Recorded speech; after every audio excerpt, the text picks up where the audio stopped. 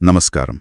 ఈరోజు మనం ఉత్తరప్రదేశ్లోని అలీగఢ్లో 2021లో జరిగిన ఒక విషాద సంఘటన గురించి మాట్లాడుకుందాం. అస్తా అగర్వాల్ హత్య కేసు.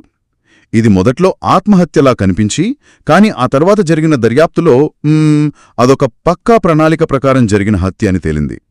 ఇందులో చాలా మలుపులున్నాయి. అవును, నిజంగా చాలా సంక్లిష్టమైన కేసిది. అనుమానాలు, దొరికిన సాక్ష్యాలు, కుటుంబ సభ్యుల పాత్రలు, ఇంకా టెక్నాలజీ పరంగా జరిగిన చిన్న పొరపాటు, ఆ తర్వాత అంటే ఒక చిన్న పిల్లాడి సాక్ష్యం కూడా, ఇవన్నీ కలిసి దీన్ని మరింత విషాదభరితం చేశాయి. అసలు ఏం జరిగిందో కొంచెం వివరంగా చూద్దామంటే స్టెప్ బై స్టెప్. సరే, అక్టోబర్ 15, 2021న అసలేం జరిగింది? ఆ రోజు తరుణ్ అగర్వాల్ అంటే అస్తా మరిది వాళ్ల అన్న అరుణ్ ఇంటికి వెళ్ళినప్పుడు ఏం చూశాడు?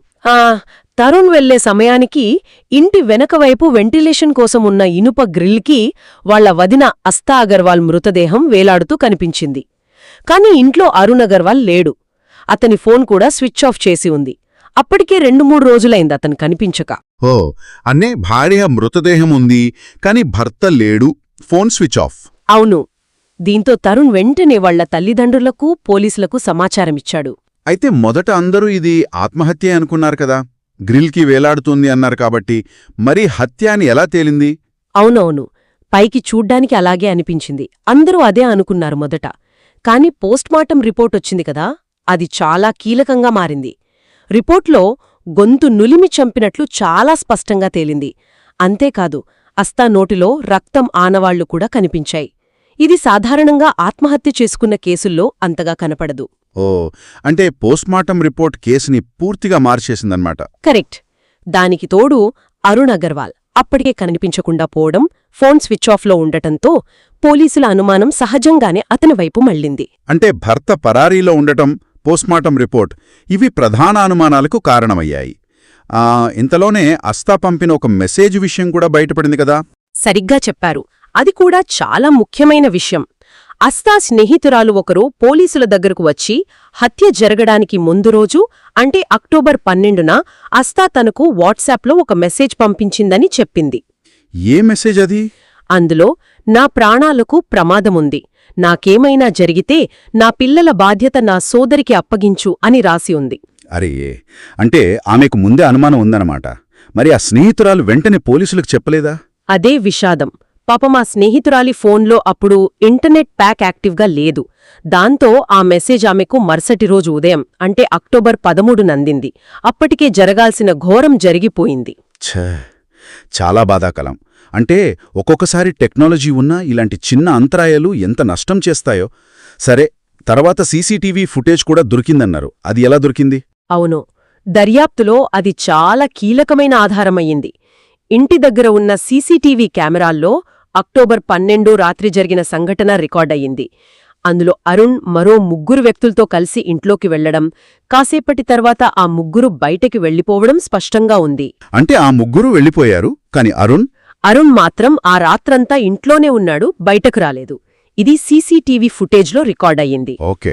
దీంతో పోలీసులకు ఇది ఆత్మహత్య కాదు, పక్కా ప్లాన్ ప్రకారం జరిగిన హత్య అని, అరుణ్ ఇందులో ముఖ్య పాత్రధారి అని బలమైన ఆధారం లభించిందన్నమాట. అవును, ఖచ్చితంగా. మరి అరుణ్ ఎలా దొరికాడు? ఎక్కడ పట్టుకున్నారు? అసలు ఎందుకు చేశాడిదంతా? అక్టోబర్ 17-18 మధ్యరాత్రి అంటే హత్య జరిగిన కొన్ని రోజుల తర్వాత అరుణ్ ఫోన్ సిగ్నల్ యాక్టివ్ అయ్యింది. దాన్ని ట్రేస్ చేసి పోలీసులు అతన్ని ఒక ఆక్సిజన్ ఫ్యాక్టరీ దగ్గర పట్టుకున్నారు. మొదట అతను ఏమీ తెలియనట్టు అమాయకుడిలా నటించాడు. కాని పోలీసులు సీసీటీవీ ఫుటేజ్ చూపించగానే ఇక తప్పించుకోలేనని అర్థమైపోయి నేరం ఒప్పుకున్నాడు. కారణమేంటి? ఎందుకు సొంత భార్యను అంత దారుణంగా చంపాలనుకున్నాడు? ప్రధానంగా అనుమానం. భార్య అస్తా వేరే వ్యక్తితో మాట్లాడుతుందని అరుణ్ అనుమానించాడు. అంతకుముందు సెప్టెంబర్ 28న ఈ విషయంలో గొడవ జరిగి ఆ వ్యక్తి అరుణ్పై దాడి కూడా చేశాడట. ఆ అవమానం, ఆ పగ, ఇవన్నీ మనసులో పెట్టుకుని హత్యకు ప్లాన్ చేశాడు. అంటే పగతోనే ఇదంతా చేశాడా? మరి ఆ 3 ఎవరు? సీసీటీవీలో కనిపించినవాళ్లు, వాళ్ల పాత్రేంటి? అతను ఒంటరిగా చేయలేదు. తన ఫ్యాక్టరీలో పనిచేసే సెక్యూరిటీ గార్డ్ వికాస్ అనే అతని సలహా తీసుకున్నాడు.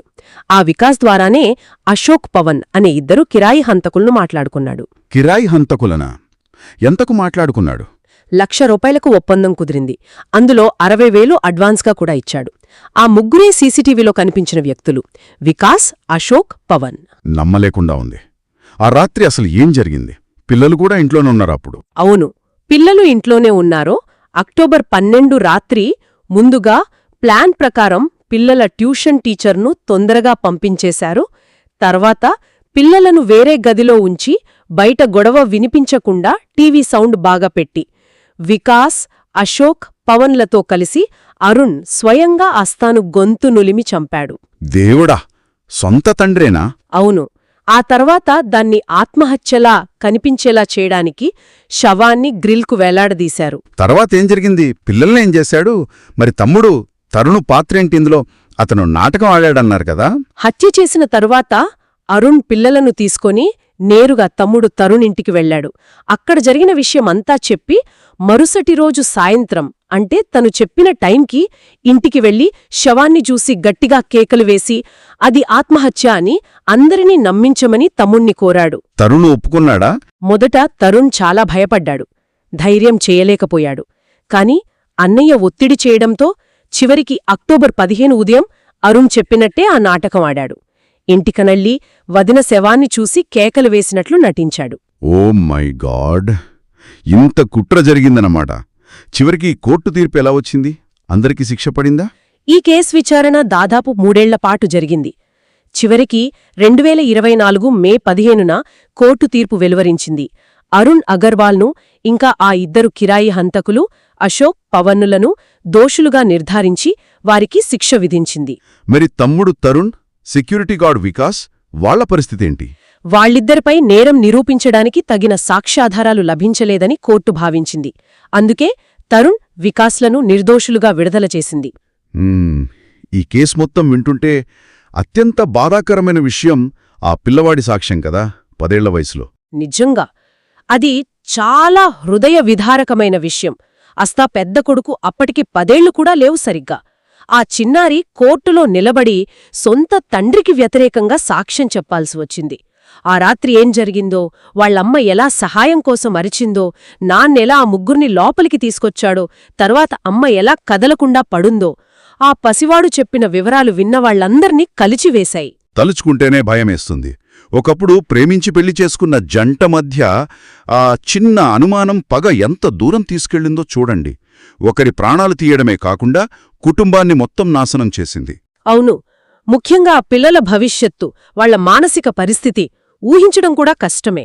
ఈ సంఘటన కేవలం ఒక హత్య కథ కాదు. కుటుంబ సంబంధాల్లో నమ్మకం ఎంత విలువైందో, అది పోతే పరిణామాలు ఎంత దారుణంగా ఉంటాయో చెబుతోంది. పగ, ప్రతీకారం మనిషిని ఎంత కిరాతకంగా మారుస్తాయో కూడా చూపిస్తుంది. ఇంకో విషయం ఆలోచిస్తే, ఆ స్నేహితురాలి కస్తా పంపిన ఆ హెచ్చరిక, ఒకవేళ అది కొన్ని గంటలు ముందు అంది ఉంటే, నిజమే, ఆ ఇంటర్నెట్ ప్యాక్ సమస్య లేకపోయి ఉంటే అస్తా ప్రాణాలు దక్కే అవకాశం ఉండేదేమో. చెప్పలేం కదా, కాని అవకాశమైతే ఉండేది. అదే, టెక్నాలజీ మనల్ని ఎంత దగ్గర చేసినా కొన్నిసార్లు ఇలాంటి చిన్న చిన్న సాంకేతిక అవాంతరాలు, అంతరాయాలు కూడా ఎంత పెద్ద విషాదాలకు దారితీస్తాయో ఇది ఆలోచించాల్సిన విషయం.